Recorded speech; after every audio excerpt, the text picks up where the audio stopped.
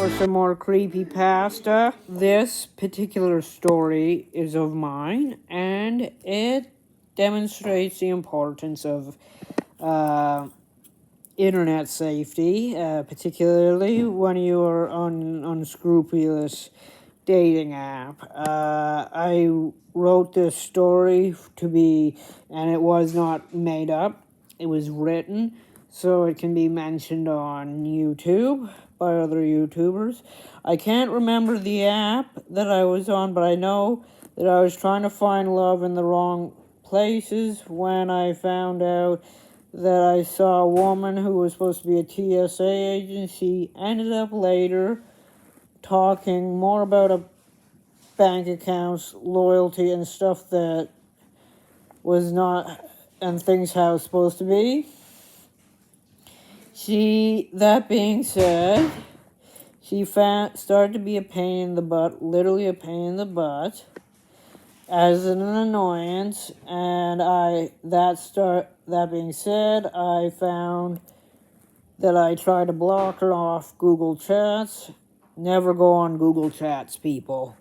Unless you want to end up in the dark web.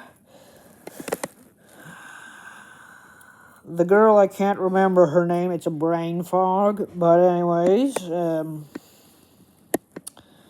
she started talking about the idea of bank accounts, which is not a good idea and a real red flag in my opinion. She got petulant, and then soon enough, I had to block her off my socials. And this is a real kicker. She then somehow found my phone number and ironically was able to give me harassing messages about how she was going to torture me and other women for not loving her. Yeah.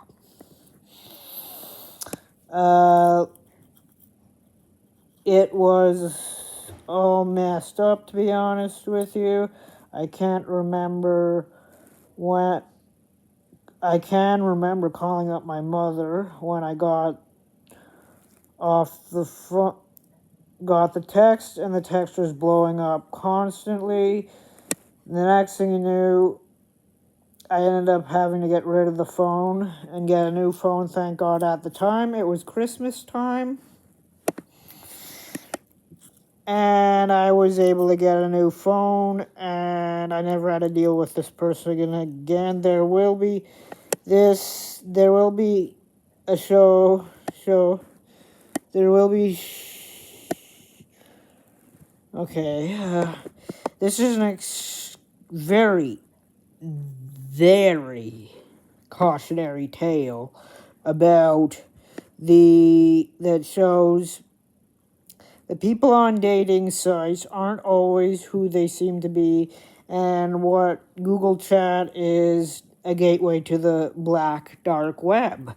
That being said, if you don't mean to give out your number to anyone, I have, on the other hand, in this occasion, never gave out my information.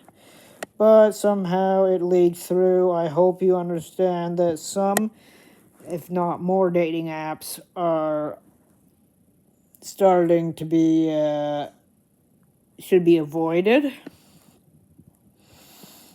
That's story one, and that one was based on something I had to go through one time. Story two. I ended up realizing that this is fiction, that it was a very cold December night. My children were not behaving as properly as they should. And by the time midnight comes when Santa Claus was supposed to come, I heard a lot of screaming, particularly the kind of screaming you do not want to hear. That being said, I was dumbfounded to not find my children at all. The only instance was Krampus.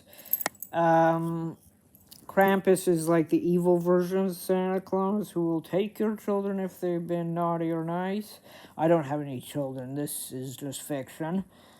As I went to look for my children in the snow, I saw weird footprints and then an emaciated version of Santa Claus coming to take my kids. I stopped him immediately and called the police, but how do you call the police on something that is a entity and is obviously fiction? When I did, they did not agree with the call. They did not think it was real, and they ended up going and saying that I was just horseplaying and that I should not waste their time. But then I started taking pictures of this emaciated version of Santa Claus, Krampus, and I ended up realizing that it was what it was, Santa Claus. By the time I got my kids into the house safe and sound, thank God, they were not in any harm's way, thank heavens, I ended up realizing that Krampus was still lurking and was going to snatch them again. I ended up calling the police again just to make sure that I was doing the right thing. That being so, the person in this story in question had to try to call the police so to keep her children safe from Krampus. Do mention if Krampus is real or not, or you believe what you believe in of Santa Claus and stuff. Story 2, and this is another real story. I don't need a script or to go about. The day my father ended up having 2 strokes in one day and a case of COVID was the day I ended up seeing Siren Head for real. The time I ended up seeing Siren Head, I remember the person saying, "Look out the window and see the pond. Look at the nice pond." I looked up, I'm more of a tree person. Looked up at the trees, saw the trees, and realized what I was seeing. Instead of a head, I saw the shoulders of what looked like Siren Head, the pole, and where my ears are, the sirens. That being said, I ended up seeing Siren Head. You notice that I'm not using a phone to memorize this time. But anyways, Siren Head. It all started because the people that I was living with at the time ended up having to take me out because I was going to blow my stack. So that being said, they took me out for Tim Hortons and then a drive up and down a road until I cooled my jets, and then I saw Siren Head after the person pointed out, "Look at the pond, look at the pond." And then I ended up realizing that it was Siren Head above the tree line, and I said, "Holy, that must be Siren Head. That can't be real." And dopey me, I figured I was going to take a picture of it. Phone was on charge, iPad was on charge. That being said, it was not very interesting afterwards, but it was interesting in concept, but it wasn't interesting with the idea of not having a photo of the actual initial Siren Head entity. Case in point, this story is and this is real. You take your phone with you or camera, whatever, it depends and you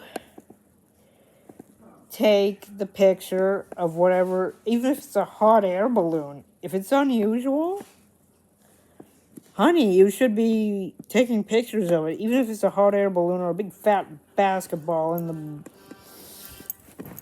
the middle of the sky or whatever. Take a picture of it.